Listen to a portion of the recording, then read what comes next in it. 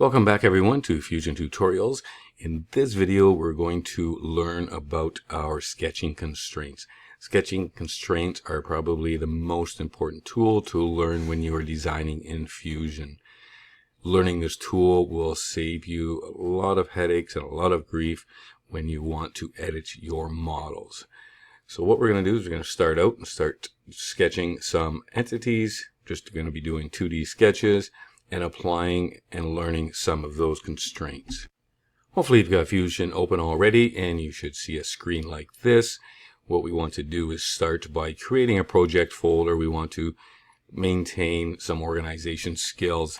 You may see your project folders over here. If you don't see that, we can just click on this data panel here. It may be hidden, you may see this, so we're just going to bring that open. We're going to click on Show Data Panel and we're going to create a new project. What this is going to do is create a new folder. It's asking us for a name, and I'm just going to call that Learning Fusion. I'm going to type in Enter. That's going to create a project folder for us called Learning Fusion.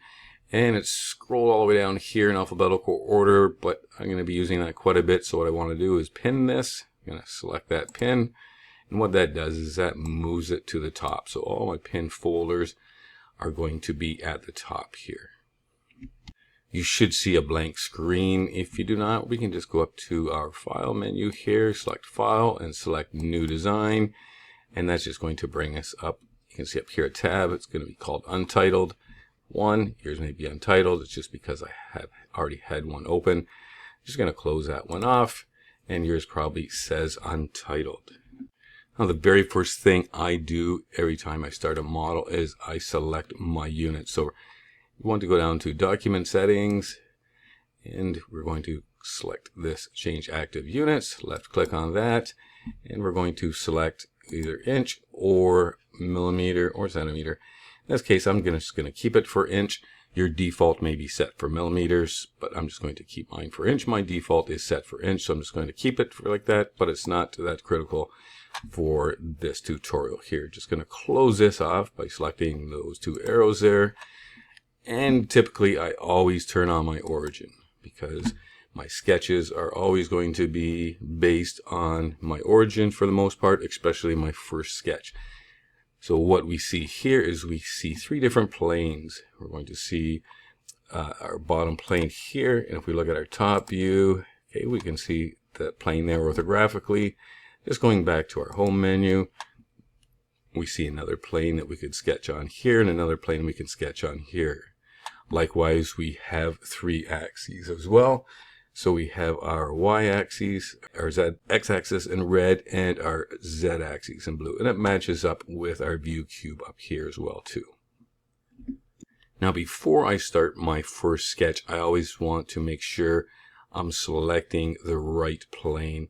So if I was going to build, say, a cylinder on this plane here and build it up, kind of like, say, a pop bottle, I want to start my sketch on this plane. You kind of got to think ahead just a little bit, just so that when you open up objects, that they're kind of orientated like you would see them in real life. So if I was to draw a water bottle and I open up a water bottle, when I open it up, it's orientated in a plane that you would normally see in life. If we had started our sketch on a different plane, when we open it up, our default home view is going to be going kind of back into space. So as a general rule, I try and make sure I select a plane that when I start doing turning objects into 3D, that it is orientated just like I would see it in real life. So back to our model that we've created. Just going to hide this data panel. We don't need this to see this anymore. Going to hide that. That gives us more screen space, and typically that allows for more of these options to be shown in the ribbon up here. So the first thing we want to do is we have to sketch a profile all the time. So I'm just going to select the Create Sketch, and what it's going to do is it's going to ask me for a plane to sketch on. For this activity, it's not too critical because we're just going to be working with constraints and not doing any 3D extrusion. So I'm just going to select this plane, and you're going to see your view rotate so that you are looking at that orthographically. As soon as we do that, we do see some options up here. We don't have to worry about any of those, just for turning some visuals on and off. And then when we're done, we're going to hit Finish Sketch. So we can start sketching some 2D entities up under our Create menu here up on our ribbon. So we do have a line, a rectangle, a spline, circle, a mirror option, and a dimension option there. We can also select the Create, and we have a lot of the same options down there, but we do have some additional options. We're just going to stick with some of these for now. So we're just going to select the Line tool, and you'll notice it says Line with L in parentheses. That means L is a shortcut. So good to get to know the shortcuts. L, first letter of line, saves you going back and forth up to the menu here. So we're just going to draw a line up here. Select that, left click that.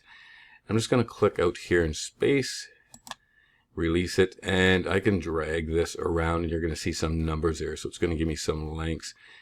Never really worry about those lengths too much. We can put some values in there. But I'm not dragging this to get to a perfect amount because this is parametric software, so it does what we tell it to do. So if we type in a number, it's going to go to that number. You will see that it snaps horizontally. You'll see that red line pop up, and you'll see the green line pop up there vertically. If you don't get it horizontal, that's fine. And for this instance, we're not going to worry about that. We're just going to draw this line roughly anywhere like that. And to get it out of the command, we can right click and hit cancel, or we can just hit the escape key, and we're left with this line. So we have a couple points on here. We could drag those around, or select a line and move the line around. We want this line to be horizontal. So what we want to do is we want to go up to our first constraint, which is horizontal, is up here. If we highlight over that, and we can hover over that, and it'll actually tell us exactly what that constraint is. But the images are pretty intuitive. There is a vertical line and there is a horizontal line. So this one is closer to horizontal. So if I select this constraint and then select this line, it's going to make that horizontal, and you'll see that little glyph there that indicates that it's horizontal. If for some reason we need to delete that constraint, we can select that constraint, right click, and we could select delete. But now if I select these points, I can't turn that line into a line on an angle anymore. I can change the length of it, but I can't make that an angled line anymore. Just going to sketch another line, hitting the L shortcut key, and I'm going to make this line almost vertical, but on an angle. And I want to turn that line into a vertical line, so I'm going to use the same constraint again. Select that line, and you'll see the vertical glyph pop up there. And I can't change or drag that to be on an angle anymore. That constraint means it is locked vertical. The next constraint we're going to work with is called coincident constraint.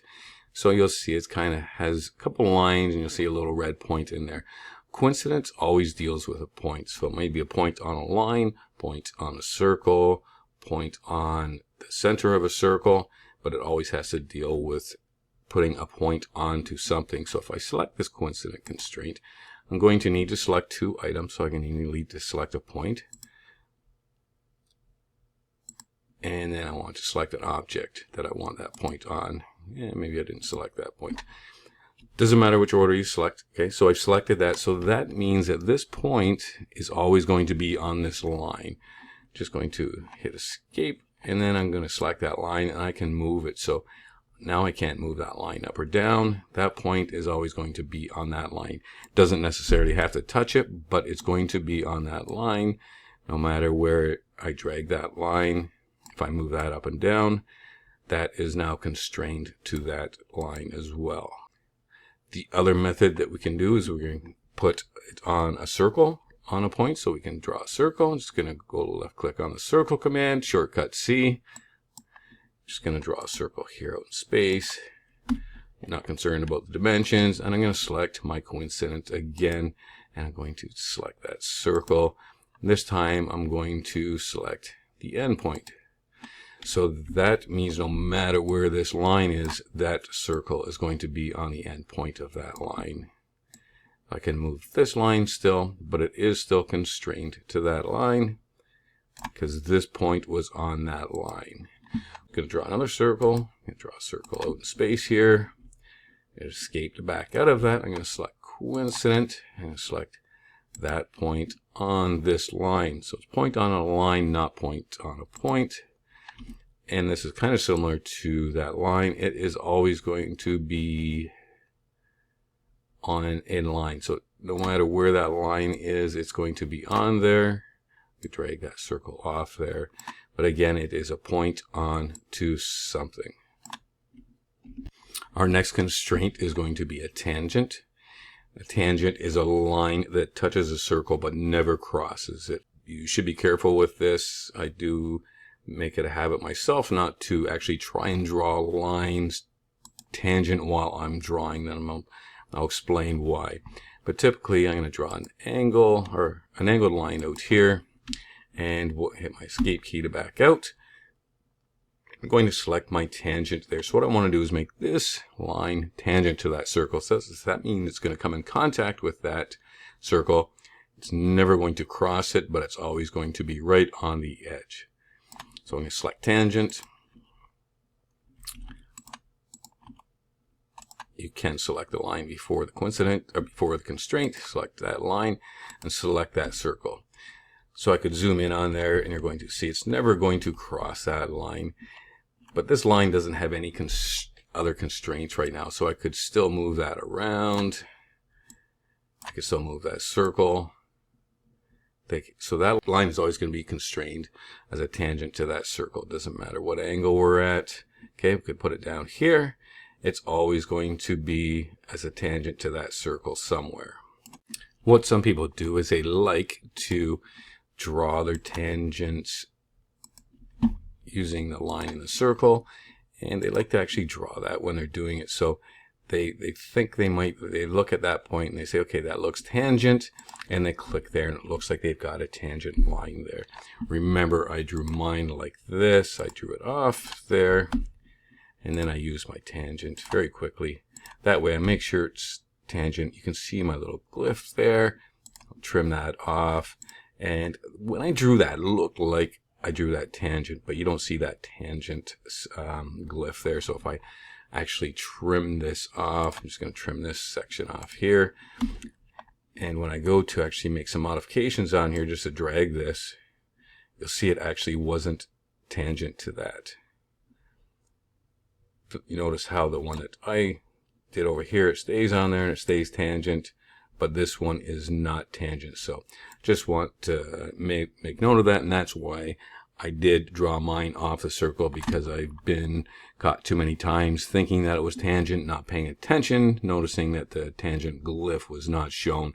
So I typically, as a habit, just draw it off the circle and make sure I use the actual tangent constraint. Just going to left click and draw a window around there, select delete, get rid of those entities. The next constraint we're going to work with is parallel. So that's this one here. Again, looking at the little icon there, it is two lines that are shown parallel, so it kind of does give you a good picture of what the constraint is, as well as the description on there, so you don't always have to go through each one of these to look at the description. It is two parallel lines. So if I draw two lines, it doesn't matter which way I draw them. I could draw a line that way and that way. Keep that line there again. Whoops. Delete that. If I select my parallel constraint, what it's going to do is make those lines parallel. That's all it does. It doesn't set the distance apart. It doesn't change the line length or anything, but I can't rotate those. That is always going to stay parallel. I drew that little line on there again. Delete that. All that does is make those parallel all the time. So if I was to make a box, say like this, that is not really a true square, but if I use my parallel lines, those would be parallel. I could make that parallel and that parallel, and we would end up with a nice box there. So again, the parallel just puts the two lines, keeps them on the same angle. they will never ever cross. The next constraint is perpendicular. So perpendicular constraint makes two lines 90 degrees to each other. So if I draw a line just roughly out here on an angle, there is not a 90-degree angle between any of those intersection points. So if we select the perpendicular, we select that line, and we select that line, and that does make it 90 degrees, which would make every other angle in there 90 degrees as well too. Now I couldn't make this perpendicular to this line because this one is vertical already. We've got this vertical constraint on there. So we made this one perpendicular to this one. So it's going to give us this error down here. Failed to solve. Please try resolving dimensions or constraints.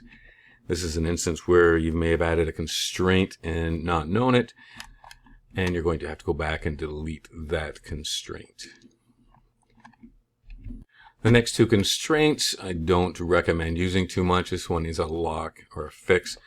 It just fixes a line in place so that it cannot be moved. It's a bad habit to get into.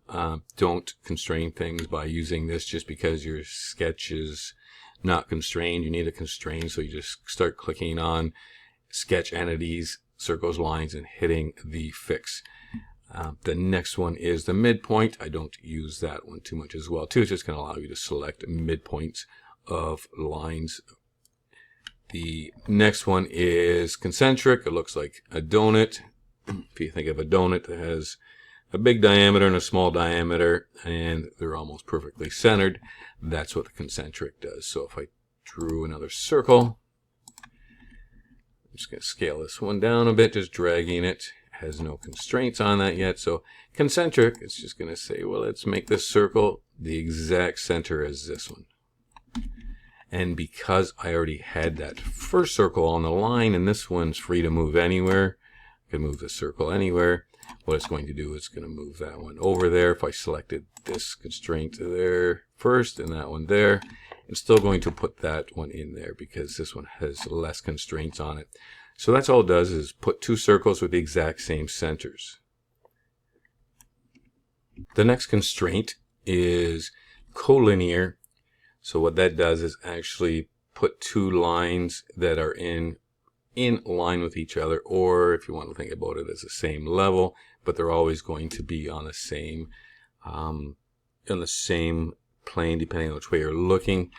So if I drew a line roughly out here in space and a rough line down here in space, those are not in line, but for some reason, say I wanted to put those in line, I wanted them to be perfectly in line. I'm going to use this collinear, and I'm going to select that line and that line. So they're always going to be in line. So no matter where I move that line, doesn't matter the length. Okay, they are constrained horizontally already, but you do see this collinear constraint on here. It comes into play a lot of times when we're drawing shapes. If I was to draw two square profiles there, as opposed to putting a dimension of 0 distance between the height between this line and this line, we're just going to select collinear to make sure those are always in line. And if this box was up like that and I selected collinear, I could also select that too. So they're going to be at the same, they're going to be collinear in the same line all the time. And the last constraint is a symmetrical constraint. We'll get into that constraint more so in the next few videos. It's a very important one as well too. Typically I only use that at the very beginning of a sketch, but I will demonstrate that in the next video. You can expand this down. There is a few other constraints in here. There is a curvature, rarely use that. Polygon, rarely use that either. And I don't recommend using any of these auto constraints either as well too. And the last thing I want to do is save our file. If we look up here, we see it says untitled. So we're going to go to hit our save icon, and it's going to ask us to put a name in there. So we can just call this one constraints. And right now it's going to save in the last folder we worked in, and we don't want that. We want to put that in our proper folder. So we're going to scroll down until we see, or scroll up till we find our folder that we created. And we're going to put it under here, Learning Fusion, and hit save. So thanks for following along. In the next video, we will get into using our constraints, creating some sketch profiles, turning them into 3D shapes.